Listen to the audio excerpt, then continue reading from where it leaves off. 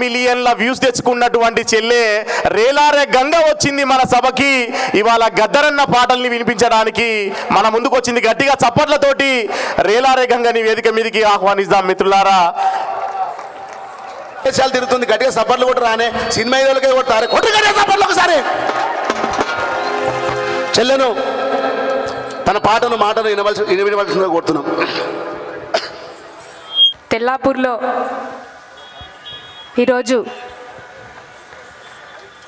గద్దరన్న విగ్రహావిష్కరణ కార్యక్రమానికి వచ్చేసిన మీ అందరికీ కూడా పేరు పేరున నా యొక్క కళాభివందనాలు, కృతజ్ఞతలు, ధన్యవాదాలు తెలియజేసుకుంటున్నా.